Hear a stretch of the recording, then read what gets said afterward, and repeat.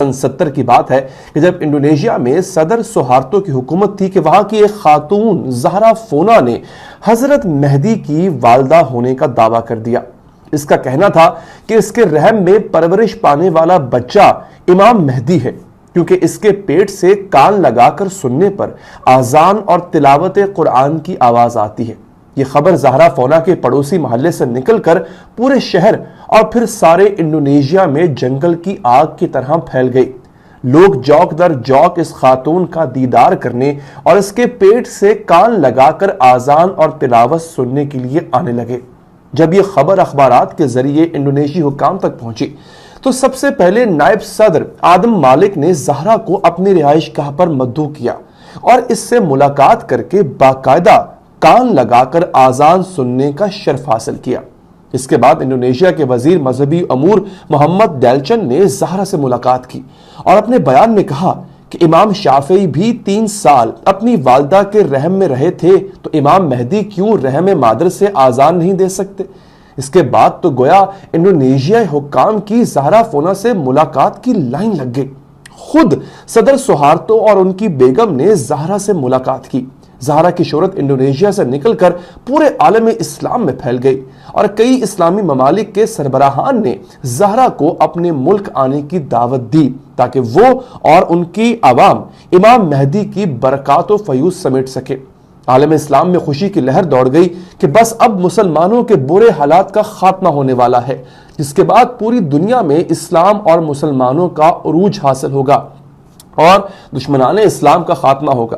مختلف مسلمان ممالک میں مریم ثانی یعنی زہرا فونا کو سرکاری دعوت پہ بلانے کا سلسلہ شروع ہوا تو پاکستانی حکومت نے بھی عوام کو گمراہی سے بچانے اور ان کی توجہ روٹی پانی سے ہٹا کر آخرت پر مرکوز کرنے کی خاطر زہرا فونا کو پاکستان کا سرکاری دورہ کرنے کے لیے انڈونیشیا سے پاکستان بلوایا۔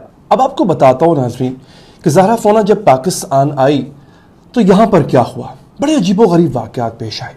ناظرین، زہرا فونا کی پاکستان آمد کے ساتھ ہی علماء سے اس بات کی تصدیق چاہی گئی کہ خاتون کے پیٹ میں بچہ واقعی امام مہدی ہی ہے۔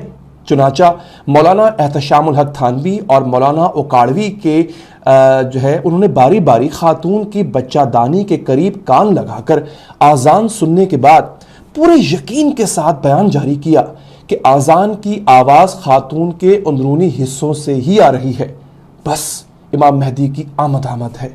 اس معاملے میں آپ مولانا صاحبان کو اس لیے مورد الزام نہیں ٹھہرا سکتے کہ ناظرین سن 70 میں ٹیپ ریکارڈر کوئی عام چیز نہ تھا، بلکہ پاکستان میں شاید ہی کوئی ٹیپ ریکارڈر استعمال کرتا ہو۔ یہ لوگ صرف ریڈیو کو جانتے تھے یا کچھ بہت ہی یوں کہہ لیں کہ بڑے افراد جو تھے وہ اس کو استعمال کرتے تھے۔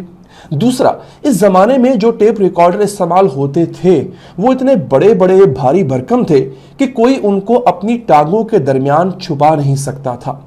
تیسرا، مولانا صاحبان دین کے علم میں تو ماہر تھے لیکن اپنی سادہ لوحی اور جدید سائنسی ایجادات سے ناواقفیت کی بنیاد پر ان کا دھیان اس جانب قطعی طور پر نہیں گیا۔ انہوں نے صرف ریڈیو پاکستان میں بڑے بڑے سپیکر اور بڑے بڑے سپول والے ریکارڈر ہی دیکھے تھے اور انہوں نے اذان کی آواز سن کر امام مہدی کے اس خاتون کے پیٹ میں ہونے کے فتوے کی تصدیق کر دی کہ اس کی کوئی اور توجیہ ان کی سمجھ میں نہ آ سکی۔ دوسری، سن 69 میں اولمپس نامی مشہور کمپنی نے منی کیسٹ پلیئر پہلی مرتبہ مارکیٹ میں متعارف کروایا تھا، لیکن یہ ایک خاص چیز تھا اور عام عوام اس کے بارے میں نہیں جانتے تھے۔ اس قسم کے آلات یورپ، امریکہ، جاپان میں لوگوں کی دسترس میں تھے۔ ان کو جیمز بانڈ ٹائپ فلموں میں بطور ایک نئی ایجاد یا پھر جاسوسی ایجاد کے لیے استعمال ہونے والی ڈیوائس کے طور پر دیکھا جاتا تھا اور فلم بینوں کے لیے یہ ایک حیرت انگیز چیز ہوا کرتی تھی۔ شاید یہی منی پلیئر زہرا فونا نے بھی استعمال کیا ہوگا۔ اس سے یہ بات بھی ثابت ہوتی ہے کہ آج کل کے علماء دین کے علم دین کے ساتھ ساتھ جدید سائنسی نظریات اور ایجادات اور ان کے استعمال پر بھی گہری نظر ہونی چاہیے۔ اب میں آپ کو آگے چل کے بتاؤں گا کہ جو لڑکی ہے زہرا فونا یہ پکڑی کیسی گئی، اس کا بھانڈا پھوٹا کیسے۔ ناظرین، ایجادات کا سہارا لے کر سادہ لو افراد کو دین کے معاملے میں بے وقوف نہ بنایا جا سکے، اس کے لیے ضروری ہے کہ یہ علم ہونا چاہیے۔ یہ بھی یاد رکھیے اور دیکھیے کہ جس خاتون نے اپنے ملک کے صدر اور دیگر حکام بالا تک کو ماموں بنا دیا، اس کے سامنے پاکستان کے ضعیف الاعتقاد اور ایسے معاملات میں ماموں بننے کے لیے ہر وقت منتظر رہنے والے عوام اور علماء، ان کی کیا حیثیت تھی؟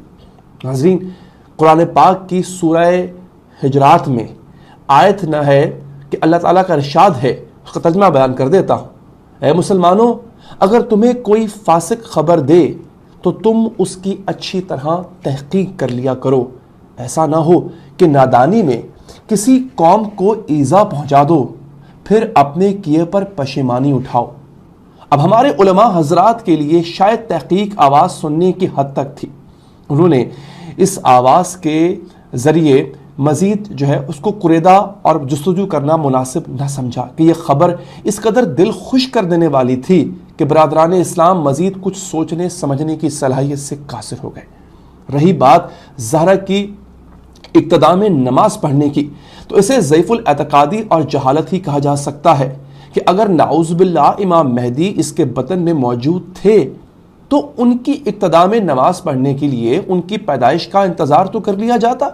یہ کس قدر مضحکہ خیز ہے کہ وہ عورت اپنی ٹانگیں ایک طرف کھول کر لیٹ جاتی تھی اور اس کی ٹانگوں کے درمیان مائک یا سٹینڈ رکھ دیا جاتا تھا، مائک کا سٹینڈ، اور عوام اور علماء مشائخ حضرات اس کے پیچھے امام مہدی کی ابتدا میں نماز ادا کیا کرتے تھے۔ لا حول ولا قوت الا باللہ۔ یہی ضعیف الاعتقادی ہم مسلمانوں کے لیے آج باعث زوال ہے۔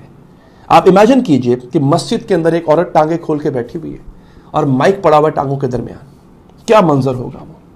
لیکن ناظرین، چند سائنٹیفک سوچ رکھنے والے ڈاکٹروں کے لیے اس بات پر یقین کرنا مشکل تھا، چنانچہ انہوں نے صحیح صورتحال کو جاننے کی ٹھان لی، مگر زہرا فونا ہر دفعہ انہیں چکر دے کر نکل جاتی تھی۔ مسلسل کوشش کے بعد ایک دن ڈاؤ میڈیکل کالج کے ڈاکٹر اسے قابو کر کے معائنہ کرنے میں کامیاب ہو ہی گئے اور دوران تفتیش زہرا فونا کی ٹانگوں کے درمیان پھنسا ہوا ننا منا سا ٹیپ ریکارڈر برآمد کر لیا۔ اسی روز زہرا فونا پاکستان سے براسا انڈونیشیا بھاگ گئی اور پاکستانیوں نے مزید ماموں بننے کا عظیم موقع ہاتھ سے کھو دیا۔ بعد میں زہرا فونا اور اس کے شوہر انڈونیشیا میں گرفتار ہوئے اور انہوں نے قبول کیا کہ یہ سب انہوں نے دولت اور شہرت حاصل کرنے کے لیے کیا تھا۔ تو ناظرین، ہمارے ملک میں آئے دن کتنے ہی ایسے واقعات ہوتے ہیں